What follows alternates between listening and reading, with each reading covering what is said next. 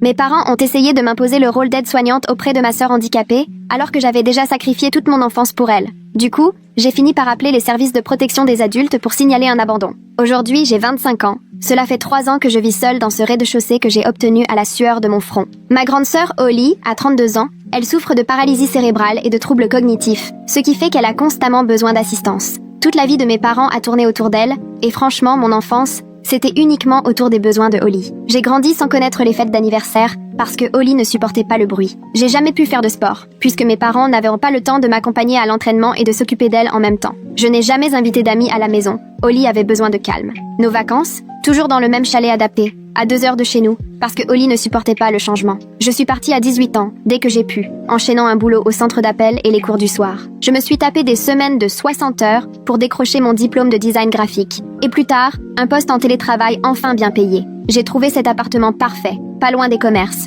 Un petit jardin, tout ce dont j'avais rêvé enfant sans jamais y avoir droit. Mes parents sont venus 2 fois, pas plus, depuis que j'y habite. Ils n'appelaient que quand ils avaient besoin que je garde Holly pendant qu'ils vaquaient à leurs affaires. J'ai toujours dit oui, même quand Holly passait son temps à hurler ou à me lancer des objets dès qu'il y avait un peu de nouveauté. Il y a 6 mois, mon père a commencé à faire remarquer que mon appartement conviendrait parfaitement à Holly. Tout de plein pied, des portes larges, salle de bain accessible. Il imaginait déjà toutes les adaptations possibles pour la rendre plus à l'aise en fauteuil. Je n'ai d'abord pas pris ça au sérieux, pensant qu'il voulait juste en parler. Puis ma mère, à son tour, m'a posé des questions sur mes horaires de travail. Si j'étais flexible, si je pourrais bosser tout en m'occupant de quelqu'un. Je lui ai fait comprendre que j'étais très bien comme ça, et j'ai changé de sujet. 2 mois plus tard, ils m'ont invité à dîner et m'ont prise de cours. Ils avaient déjà rencontré l'assistante sociale de Holly pour organiser son installation chez moi, étudier les différentes aides auxquelles j'aurais droit comme aidante, penser à des aménagements dans mon appartement grâce à des subventions. Le plan était simple. Je garderais Holly la semaine et eux prendraient le relais le week-end. J'ai tout de suite dit que c'était hors de question. Et là, ma mère a fondu en larmes. On est épuisés. On a tout sacrifié pour Holly. C'est à toi de prendre le relais maintenant. Mon père m'a accusé d'être égoïste, de vivre dans un appartement parfait pour Holly pendant qu'eux galéraient. Je leur ai rappelé que j'avais déjà gâché toute mon enfance pour Holly. Pas de danse, pas de soirée de pyjama, pas même de visite d'université. Tout tournait autour d'elle. Ils m'ont répondu que c'était différent, qu'à l'époque j'étais une enfant et que je ne comprenais rien au vrai sacrifice, et que maintenant, c'était à moi d'assumer en tant qu'adulte. Je suis partie, et je ne leur ai pas parlé pendant 15 jours. C'est là que la campagne de culpabilisation a commencé. Ils ont raconté à toute la famille que j'abandonnais ma sœur. Ma tante a appelé en pleurant, me demandant comment je pouvais faire une chose pareille à Holly. Ma grand-mère m'a dit qu'elle était déçue. Mes cousins ont balancé sur Facebook des posts sur le validisme et la famille, histoire de bien faire comprendre à tout le monde que c'était contre moi. Mes parents se sont même mis à débarquer chez moi sans prévenir, posant Holly devant la porte sous prétexte de urgence. La première fois, je les ai laissés entrer et j'ai gardé Holly pendant 6 heures sans aucune nouvelle. La deuxième, j'ai appelé les services de protection et signalé un abandon. Ils ont dû revenir en urgence s'expliquer devant l'assistante sociale. Ils étaient furieux, mais devant elle, ils ne pouvaient rien me reprocher. Ensuite, ils ont essayé de me faire culpabiliser autrement. Ils ont fait appeler Holly en pleurs pour me dire qu'elle voulait vivre avec moi. J'ai vite compris qu'ils lui avaient soufflé parce qu'elle n'emploie jamais de phrases aussi complexes. Ils m'ont envoyé des photos de Holly triste, avec des messages du style « Elle a besoin de sa sœur » et même un album photo de notre enfance censé prouver notre lien, alors qu'on voit surtout que j'étais terriblement malheureuse pendant que Holly trustait toute l'attention. Et le pompon, c'est quand ils ont carrément appelé mon patron pour lui dire qu'il me faudrait sans doute un long congé pour m'occuper d'Holly à cause d'une urgence familiale. Du coup, mon chef s'est montré compréhensif, mais aussi inquiet quant à ma disponibilité pour le boulot. J'ai dû tout lui expliquer et lui promettre que ça n'aurait aucune incidence sur mon poste. Là, je me suis dit qu'il fallait arrêter une bonne fois pour toutes. J'ai passé tout le week-end, vissé à ma table de cuisine, l'ordinateur portable devant moi, à fouiller les sites d'avocats et à lire tous les avis possibles jusqu'à en avoir mal aux yeux. Je tapais des recherches comme « avocat harcèlement familial »,« aide juridique aidant familial » et je faisais défiler les résultats, sites tape à l'œil et photos de poignées de main à la clé, tout ce que je ne voulais pas. Moi, il me fallait quelqu'un qui comprenne exactement ce que je vivais. Samedi soir, je tombe sur le site d'Amelia Coleman. Elle expliquait, dans sa présentation, qu'elle était spécialisée dans les problèmes de respect de la vie privée et de pression familiale. Pile ma situation. Elle décrivait précisément les cas d'adultes forcés à devenir aidants malgré eux, comme si elle racontait ma propre histoire. J'ai rempli son formulaire de contact tout de suite, où je résumais ce que mes parents me faisaient subir, leur débarquement à l'improviste et l'appel à mon patron. Elle avait une disponibilité le lundi matin à 9h. Alors j'ai réservé. Puis j'ai passé le reste du week-end à essayer d'oublier le prix. Lundi matin, Je me suis connectée 5 minutes en avance en visio, assise à mon bureau, mon carnet rempli de dates et de détails à portée de main. À 9h pile, Amelia est apparue à l'écran. Elle devait avoir dans les 40 ans, les cheveux courts et foncés, des yeux perçants qui semblaient de tout scruter en un instant. J'ai commencé à lui exposer toute la situation, tâchant de garder un ton calme, mais au bout de 2 minutes, elle m'a interrompu. Ce que font vos parents, ce n'est pas simplement lourd ou intrusif, c'est de la maltraitance financière et émotionnelle. Ce mot, maltraitance, m'a percuté. Jusque-là, je croyais qu'il ne s'agissait que de conflits familiaux, mais elle m'a montré que c'était un vrai problème juridique, avec de vraies conséquences. Elle m'a demandé de revenir sur l'appel passé à mon employeur. Je lui ai montré le mail que mon chef m'avait envoyé après que mes parents l'avaient décontacté. Amelia s'est penchée vers la caméra et m'a dit « Ça, c'est de l'ingérence professionnelle. Ça se garde. » On a passé l'heure suivante à tout éplucher ensemble, point par point. Elle m'a demandé de lui montrer sur mon téléphone les messages culpabilisants, les photos de Holly, les posts Facebook des membres de la famille. Elle a noté que mes parents s'étaient rendus chez moi à 2 reprises, surtout la fois où j'avais fait appel au service de protection. Elle m'a demandé si je détenais le rapport de police de cet incident, et je lui ai répondu que le policier m'avait remis un numéro de dossier. Il faut absolument obtenir une copie de ce rapport. C'est crucial d'avoir des preuves écrites, m'a-t-elle rappelé. À la fin de la visioconférence, j'avais une liste de documents à réunir, dont un compte rendu détaillé et chronologique de chaque incident depuis le fameux dîner piège d'il y a 2 mois. Pour la première fois, j'avais le sentiment d'être enfin prise au sérieux, que ce n'était pas moi qui en faisais trop. Mardi soir, j'étais plongée dans un projet de design lorsque la sonnette a retenti. Je jette un œil à mon téléphone. Il est presque 19h. La sonnette recommence, puis ça frappe violemment à la porte. Je me lève, je regarde par le Judas. La voiture de mon père est garée devant chez moi, Holly à la place du passager. Ma mère est sur le palier et frappe de plus belle. Je recule, le cœur prêt à exploser. Ils avaient déjà fait ce coup-là, mais cette fois, hors de question d'ouvrir. Ma mère s'est mise à crier derrière la porte que je devais absolument les aider, qu'ils étaient dans l'urgence et que je n'avais qu'à garder Holly quelques heures. Mon père a renchéri, la voix forte, me traitant d'égoïste et d'immature. J'ai pris mon téléphone et j'ai appelé la police. Non, pas le 17, la ligne pour les situations non urgentes. J'explique le contexte à l'opératrice et je précise que mes parents refusent de partir alors que je leur ai déjà demandé de ne plus venir. Elle me confirme qu'un agent va bientôt passer.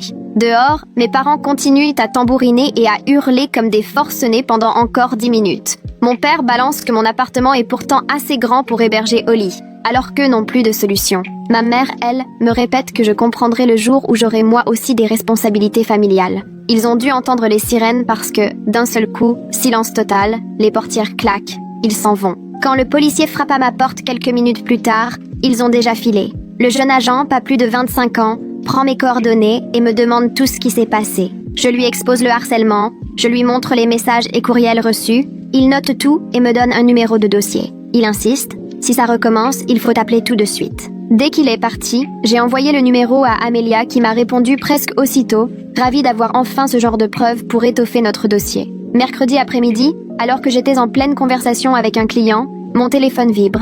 Nouveau message vocal d'un numéro inconnu. Je finis mon appel, puis écoute la messagerie. C'est la voix de mon père, mais il appelle depuis un autre portable. Il me dit qu'ils ont essayé de rester raisonnables, mais que je ne leur laisse pas le choix. Il m'annonce que s'il n'y a aucune preuve de solidarité familiale de ma part, ils me rayeront de leur testament, ce que j'aurais soi-disant dû faire depuis des années. Il ajoute à quel point ils sont déçus, et que je regretterai tout ça le jour où ils ne seront plus là et qu'il ne me restera rien. Sa voix était glaciale. Je ne l'avais jamais entendu comme ça. J'ai sauvegardé le message et l'ai transféré à Amelia, en lui demandant si ça pouvait avoir de l'importance. Elle m'a rappelé dans l'heure, en m'expliquant que c'était clairement de la manipulation financière et que ça renforçait nettement notre dossier parce que ça prouvait l'usage de l'argent et de la culpabilisation comme moyen de pression. Elle voulait savoir si je m'attendais à un héritage important. J'ai précisé que ce ne serait pas énorme, tout au plus 20 000 € peut-être. Elle m'a assuré, le montant n'a aucune importance, ce qui compte c'est ce chantage à l'héritage. Elle m'a conseillé de conserver strictement tous les messages vocaux de ce genre, sans jamais répondre à leurs tentatives de contact. Après cet appel, je me sentais partagée entre un certain soulagement, parce que ce message appuyait mon dossier, et une réelle tristesse d'entendre mon père prononcer de telles paroles. Jeudi matin, je reçois un email de Dante, mon patron dans l'agence de design. Objet, entretien privé à prévoir. Mon estomac se noue. Il me demande si je peux assurer une visio à 10h. J'ai passé l'heure suivante à me préparer, en essayant de ne pas céder à la panique. À 10h, je me connecte. Dante est là, visiblement préoccupé. Il m'explique que mes parents l'ont rappelé la veille pour se renseigner sur mes horaires de travail et voir s'il était possible d'obtenir un congé familial. Il leur a répondu qu'il ne pouvait pas communiquer de telles informations à la famille, mais il voulait comprendre, car la situation commençait à nuire à mon image professionnelle. Mes yeux me piquaient, j'ai pris une inspiration avant de tout expliquer. Comment mes parents cherchaient à me forcer à devenir l'aidante de Holly, le harcèlement, l'avocate que j'ai engagée. Je lui ai montré le rapport de police à l'écran, donné les coordonnées d'Amelia pour lui prouver mon sérieux. Dante m'a écouté, l'air soudain plus compatissant. Il m'a assuré qu'il me croyait et qu'il me soutiendrait, tout en partageant son inquiétude quant à l'impact de tout cela sur ma concentration au travail. J'ai promis que ça ne rejaillirait pas sur mes projets, que j'avais déjà entrepris des démarches légales contre le harcèlement. Il a approuvé et m'a simplement demandé de le tenir au courant au cas où mes parents recontacteraient la société. Après l'appel, je suis restée assise, encore un peu secouée, parce que j'avais été tout près de craquer devant mon patron, et aussi parce que mes parents semblaient désormais prêts à ruiner ma carrière. Le vendredi soir, vers 20h, mon téléphone a sonné. Le numéro affiché m'était inconnu. J'ai failli laisser sonner, mais j'ai eu ce pressentiment qu'il fallait répondre. C'était Suzanne, la sœur de ma mère. Elle n'a pas perdu de temps pour m'expliquer qu'elle revenait d'une réunion de famille où elle avait appris ce qui se passait. Elle m'a dit qu'elle n'arrivait pas à croire que je pouvais laisser tomber Holly, alors que mes parents, disait-elle, avaient tout sacrifié pour elle. Elle a ajouté que tout le monde dans la famille pensait que je faisais preuve d'un égoïsme incroyable, et même si elle voulait entendre ma version, elle ne voyait pas comment je pouvais justifier une telle décision. J'ai senti la vieille culpabilité remonter, mais je me suis rappelé le conseil d'Amelia, ne pas entrer dans leur jeu. Alors j'ai pris une grande inspiration, et j'ai exposé calmement la réalité. Je lui ai expliqué à quoi ressemblait mon enfance. Pas de fête d'anniversaire, pas d'amis, mes parents qui me forcèrent la main pour prendre la relève, leur visite surprise où ils laissaient Holly sur mon seuil sans prévenir. J'ai évoqué les signalements aux services sociaux, le rapport de police déposé mardi. Suzanne est restée longuement silencieuse, puis elle a avoué qu'elle devait réfléchir à tout ça. Elle s'est souvenue de certains souvenirs de mon enfance auxquels elle n'avait jamais prêté attention. Avant de raccrocher, elle m'a demandé si elle pouvait me rappeler dans quelques jours, ce que j'ai accepté. Une fois l'appel terminé, j'ai ressenti pour la première fois un mince espoir. Peut-être qu'un membre de la famille allait enfin comprendre mon point de vue. Le lundi suivant, j'avais rendez-vous chez Amelia pour officialiser la lettre de mise en demeure. Son cabinet occupait un vieil immeuble en centre-ville, avec de la belle boiserie et des bibliothèques chargées de livres de droit. Nous nous sommes installés autour de la table de réunion et elle m'a présenté la lettre. 2 pages détaillant chaque forme de harcèlement, des visites non sollicitées aux tentatives de contact avec mon employeur, en passant par la campagne sur les réseaux sociaux et les menaces d'ordre financier. La lettre exigeait la fin immédiate de tous les contacts de mes parents avec moi, de toute démarche auprès de mon employeur et de toute visite à mon domicile. Elle évoquait également les suites judiciaires,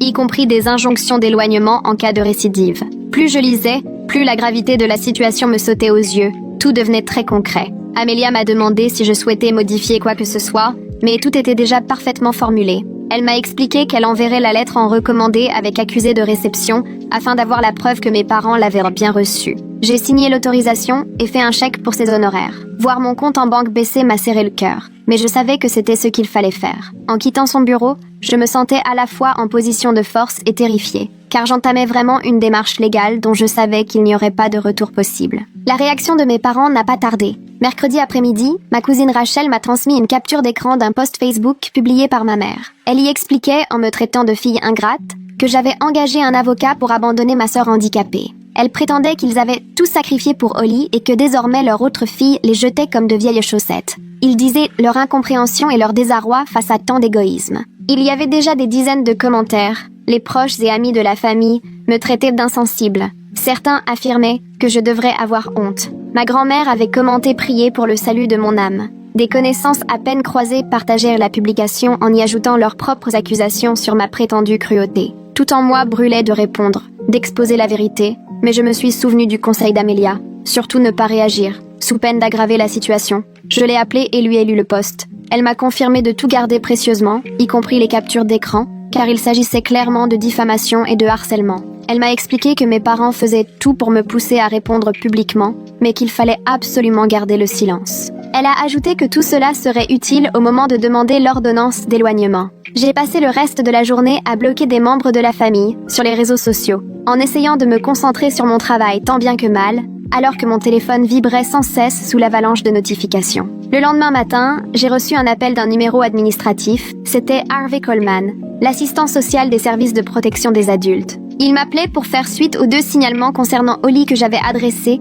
après l'avoir retrouvé déposé devant chez moi par mes parents. Il m'a demandé si j'avais quelques minutes pour répondre à des questions précises. J'ai accepté. Il a commencé à m'interroger sur mon enfance, le temps passé à m'occuper de Holly, s'il m'était arrivé de mener une vie de petite fille normale. Je lui ai raconté ces années sans anniversaire, sans activités sportives, sans amis à la maison, parce que tout tournait autour d'Holly. Je lui ai dit aussi que je n'avais jamais visité d'université à cause du refus de mes parents de laisser Holly seule. Il a voulu savoir comment se comportaient mes parents aujourd'hui, alors je lui ai décrit le piège tendu lors du dîner, la campagne contre moi sur les réseaux sociaux, leur intervention auprès de mon employeur, tout. Lorsque j'ai terminé, il a observé un bref silence, puis il m'a dit que ce que j'avais vécu s'appelait la parentification, un terme que je n'avais jamais entendu. Il m'a expliqué qu'il s'agissait de situations où des enfants se voient imposer des responsabilités d'adultes aidants, alors qu'ils devraient simplement pouvoir être des enfants. Puis il a ajouté que c'était une forme de maltraitance, ce qui expliquait sans doute bien des choses,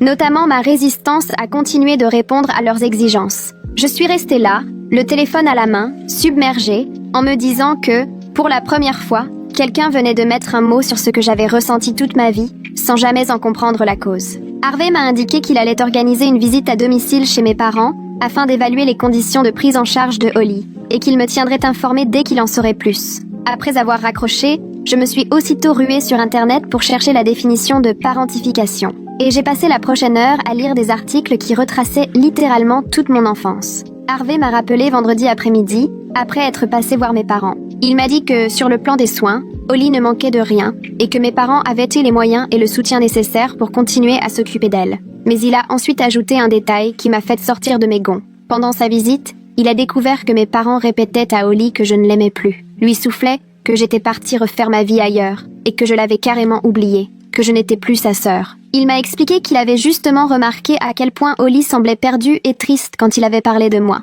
Il m'a dit que mes parents instrumentalisaient ses émotions dans le but de me faire culpabiliser, et que c'était non seulement néfaste pour Holly, mais aussi profondément inapproprié. Il s'est engagé à le signaler dans son rapport et à recommander à mes parents un accompagnement pour qu'ils apprennent enfin à poser des limites. Je l'ai remercié de m'avoir prévenu, puis j'ai raccroché, secoué de colère. Non seulement il continuait de me harceler, mais en plus, il troublait l'équilibre de Holly, uniquement pour me punir. Holly, elle, n'y comprenait rien, et il lui faisait croire que je l'avais abandonnée. J'ai envoyé un message à Amelia pour tout lui raconter, et elle m'a affirmé que c'était une preuve de plus du manque total de scrupules et de manipulation de mes parents. Elle m'a assuré qu'on avait désormais un dossier solide, et m'a demandé si j'étais prête à demander une ordonnance d'éloignement. J'ai répondu oui, sans hésitation. Ce week-end-là, j'ai commencé à tout consigner soigneusement. J'ai capturé chaque publication Facebook de mes parents avec l'horodatage, sauvegardé chaque commentaire de proches qui me traitaient d'insensible, archivé chaque message odieux d'inconnus qui avaient réussi à trouver mes profils personnels.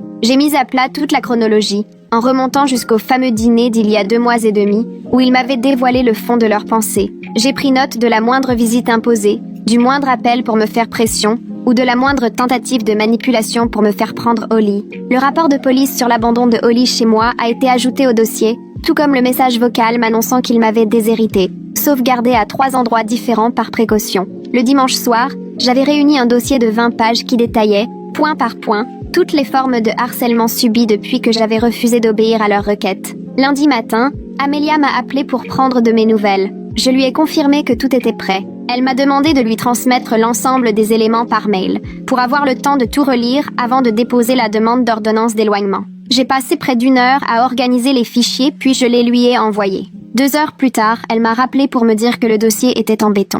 Selon elle, les publications sur les réseaux suffisaient déjà à prouver qu'il y avait harcèlement et diffamation réguliers. Ajouté aux intrusions à mon travail et à mon domicile, l'ensemble laissait peu de place au doute. On a fixé un rendez-vous pour le jeudi, afin de finaliser les papiers officiels. Le vendredi après-midi, alors que j'essayais de me concentrer sur un logo pour un client, mon téléphone s'est mis à sonner. C'était Suzanne. J'ai été tentée de ne pas décrocher, en m'attendant à ce qu'elle me fasse à nouveau des reproches sur Holly, mais une intuition m'a dit de répondre. Elle a pris la parole avant même que j'aie le temps de dire « Allô ». J'ai beaucoup réfléchi à notre dernière conversation, toute la semaine, m'a-t-elle confié. Elle m'a raconté qu'elle avait appelé Harvey pour avoir des précisions sur son évaluation et ce qu'il avait relevé lors de sa visite. Il lui a parlé de la parentification et du fait que mes parents répétaient à Holly que je ne l'aimais plus. Il y a eu un silence, puis elle m'a dit qu'elle était vraiment désolée. « J'ai passé un temps fou chez toi quand tu étais petite, mais maintenant je me rends compte que jamais tu n'as pu faire quoi que ce soit de normal. Toutes les réunions de famille tournaient autour des besoins de Holly.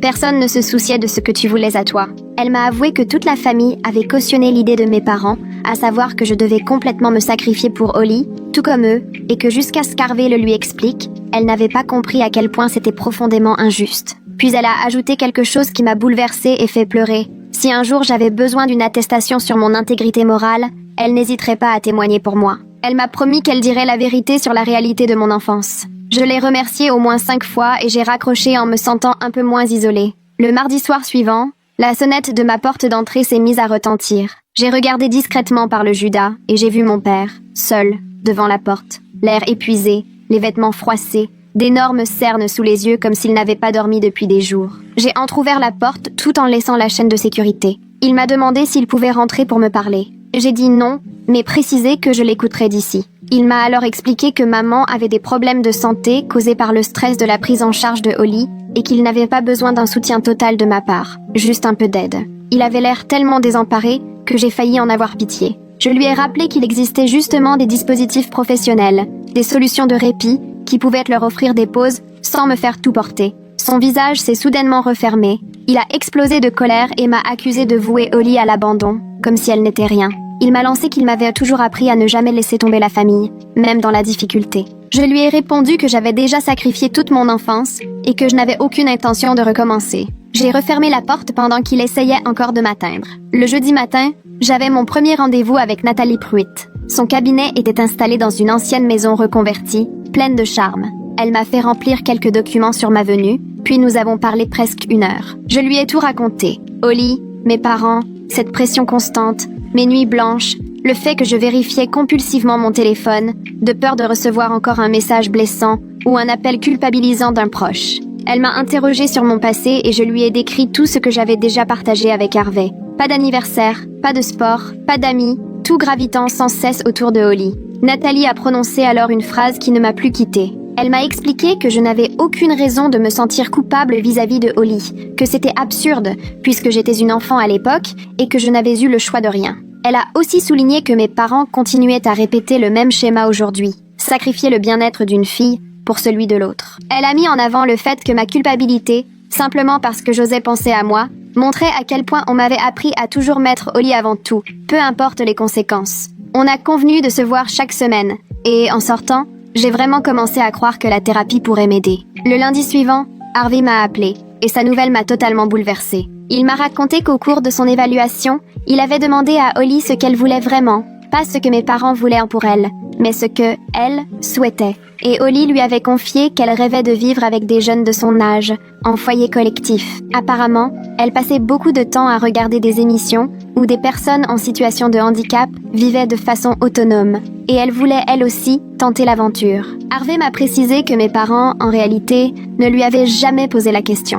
Qu'ils s'étaient toujours contentés de supposer qu'elle aurait peur du changement et voudrait rester avec eux toute sa vie. Mais Holly lui avait avoué qu'elle en avait plus qu'assez de tourner en rond à la maison et qu'elle avait envie de rencontrer d'autres personnes. Je suis restée figée, le téléphone à la main, envahie par un étrange mélange de soulagement et de colère. Soulagée que Holly veuille vivre autre chose, révoltée que mes parents ne lui aient jamais demandé son avis et qu'ils aient tout simplement décidé que je prendrais le relais sans broncher. Le mercredi, mes parents ont appris la conversation entre Holly et Harvey. Je l'ai compris quand j'ai vu qu'ils avaient complètement perdu le contrôle sur les réseaux sociaux. Ma mère a publié un long message dans lequel elle m'accusait d'avoir monté Holly contre eux, de manipuler une assistante sociale pour l'éloigner et détruire leur famille. Elle n'a pas hésité à afficher mon nom et celui de mon entreprise de graphisme. À partir de l'après-midi, je me suis retrouvée envahie de messages, la plupart d'inconnus, qui m'insultaient et me faisaient bien comprendre que je devrais avoir honte. Je me faisais traiter de monstre, de sœur indigne, coupable d'abandonner Holly, et certains souhaitaient que tout le mal possible m'arrive.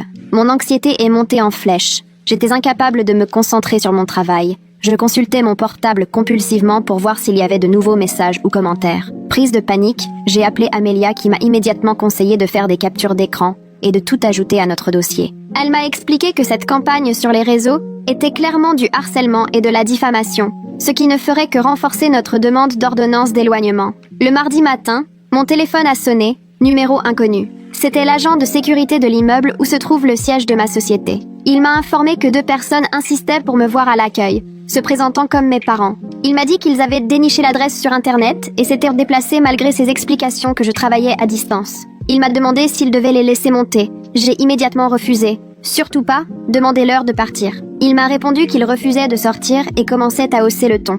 J'ai donc dû appeler la gardienne pour lui expliquer la situation, lui dire que mes parents me harcelaient et que j'étais en train de lancer une procédure d'ordonnance d'éloignement. Elle a été très professionnelle, mais j'avais l'impression désagréable d'importer mes histoires familiales au travail et d'encombrer les autres avec mes problèmes. 20 minutes plus tard, le gardien m'a rappelé. La gardienne avait fini par les faire partir en les menaçant d'appeler la police. Le jeudi après-midi, j'ai rejoint Amelia au tribunal pour déposer officiellement notre demande. J'avais constitué un dossier épais de quasi 8 cm, rempli de captures d'écran de chaque message et publication, du procès-verbal de l'abandon de Holly à ma porte, des preuves qu'ils avaient contacté mon employeur, un témoignage écrit de Suzanne sur mon enfance, ainsi qu'une lettre de Harvey détaillant la parentification et les souhaits de Holly. La greffière a tout réceptionné et Amelia a transmis le dossier à la juge. On a attendu près de 2 heures avant d'être appelé dans un petit bureau pour l'audience. La juge a pris le temps de consulter les pièces. Elle m'a posé quelques questions à propos du harcèlement, puis elle a accordé une ordonnance de protection provisoire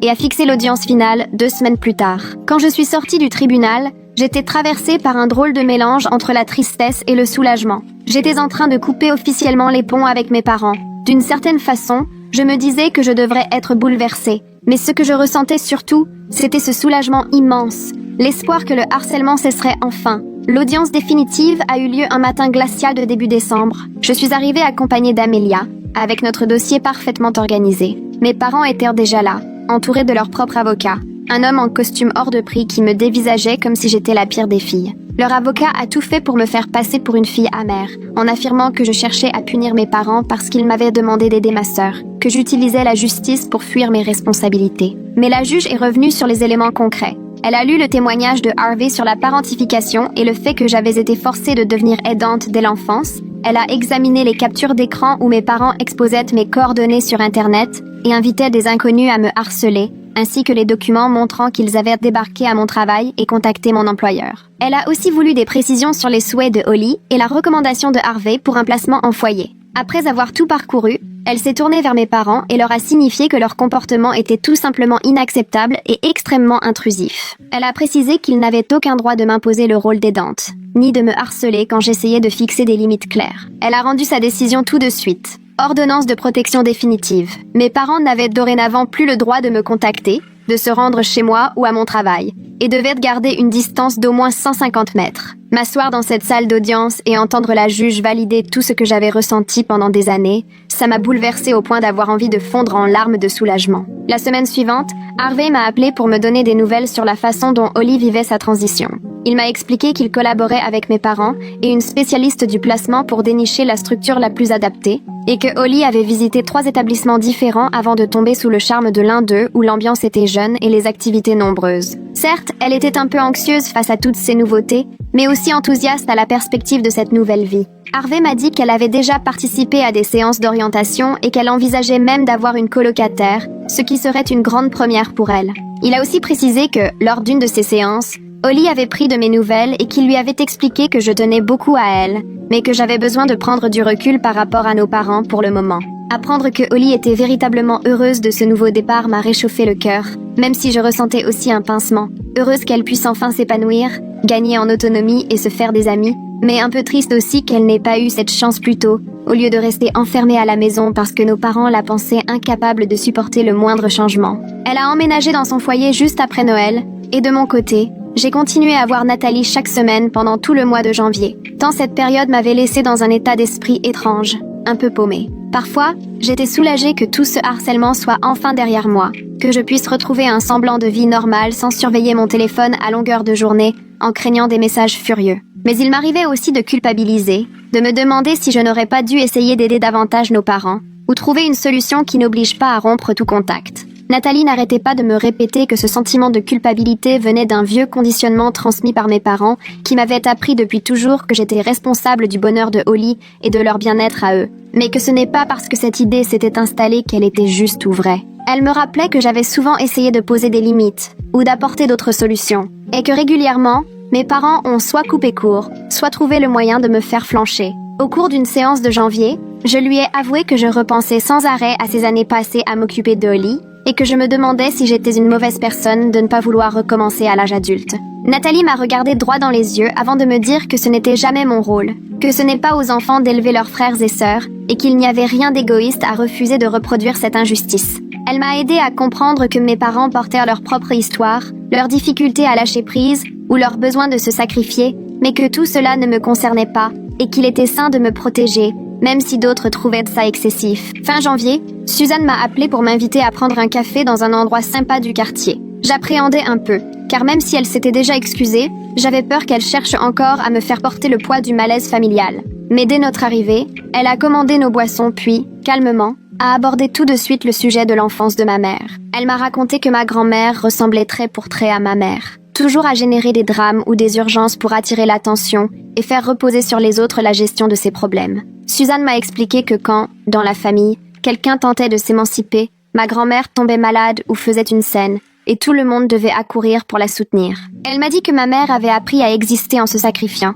et qu'aujourd'hui, elle reproduisait ce schéma avec Oli, en faisant de sa prise en charge un fardeau qui la définissait entièrement. Suzanne a bien précisé que cela n'excusait rien, mais qu'elle comprenait mieux pourquoi mes parents étaient aveugles à l'injustice de leur comportement. Elle m'a expliqué que pour ma mère, sacrifier sa vie pour sa famille était la preuve suprême d'amour, et qu'elle ne saisissait pas pourquoi, moi, je ne voulais pas faire pareil. Comprendre tout ce mécanisme familial m'a rendue triste pour ma mère, comme si elle était elle-même enchaînée à une histoire dont elle ne pouvait s'extraire. Mais ça m'a aussi confirmé qu'il était sain de m'éloigner, parce que je refuse de transmettre ce modèle à qui que ce soit. Lorsque Harvey m'a rappelé en février pour me proposer de venir voir Oli dans son foyer, j'étais un peu tendue sur la route, sans savoir si elle m'en voudrait de ne pas l'avoir accueillie chez moi, comme l'auraient souhaité nos parents. Mais quand je suis arrivée dans la salle commune, j'ai découvert Oli installée devant la télé avec une autre jeune femme de son âge. En me voyant, son visage s'est illuminé. Elle est venue vers moi tout sourire et a commencé à me raconter, avec excitation, la découverte de sa nouvelle coloc, le cours de dessin auquel elle s'était inscrite, et la personne du personnel qui lui laissait choisir son petit déjeuner. Elle m'a emmenée dans sa chambre pour me montrer la déco, les affiches et les photos qu'elle avait choisies elle-même. Elle était particulièrement fière de tout ce dont elle avait décidé toute seule, sans qu'on lui impose quoi que ce soit. Elle m'a présentée à 2 membres de l'équipe en disant « C'est ma sœur », et j'ai senti mon cœur se serrer de fierté. On est resté assises presque 1 heure à papoter de tout ce qui la passionnait, des gens avec qui elle se liait d'amitié, des plats qu'elle avait envie de goûter. Ça n'avait plus rien à voir avec les années où je me contentais de la gérer ou d'éviter les crises. Pour la première fois, on échangeait d'égal à égal, comme 2 personnes, pas comme aidante et personne aidée, et j'ai réalisé à quel point j'apprenais à vraiment connaître Oli. Depuis début mars, j'ai pris une routine qui me convient. Aller voir Oli un week-end sur 2 dans son foyer, prendre un café avec Suzanne 1 fois par mois pour discuter. Quant à nos parents, ils ne faisaient de plus partie de ma vie grâce à l'ordonnance d'éloignement. Et honnêtement, la plupart du temps, je n'y pensais même plus. Je continuais à voir Nathalie toutes les 2 semaines, parce qu'il y avait des jours où la culpabilité me tombait dessus sans crier gare, souvent pour des broutilles, comme croiser une famille au supermarché ou entendre une chanson qui me replongeait dans mon enfance. Dans ces moments-là, le poids de tout ce bouleversement familial me rattrapait, et je me demandais s'il n'y avait pas une autre façon de gérer tout ça. Mais Nathalie revenait inlassablement sur les mêmes choses, en me rappelant que j'avais déjà essayé de poser des limites, de proposer des solutions, de chercher des compromis, et qu'à chaque fois, mes parents avaient réagi en me harcelant ou en jouant sur la corde sensible. Elle m'aidait à ne pas oublier tous les efforts que j'avais dû fournir pour bâtir ma propre vie, et que j'avais entièrement le droit de me protéger sans toujours devoir me sacrifier. Oli, elle, s'épanouissait véritablement en foyer, avec ses choix, une vraie vie sociale, et un personnel qui la considérait enfin comme une adulte à part entière, et non plus comme une enfant éternellement dépendante. Même si j'avais accepté que mes parents l'installent chez moi et que je m'étais occupée d'elle tous les jours, je n'aurais jamais pu lui offrir une telle existence. L'éloignement m'avait permis de retrouver enfin la sérénité et le sentiment de sécurité chez moi, et même si certains aspects de toute cette histoire me laissaient encore un goût amer, je savais au fond de moi que j'avais pris la bonne décision, pour Oli comme pour moi.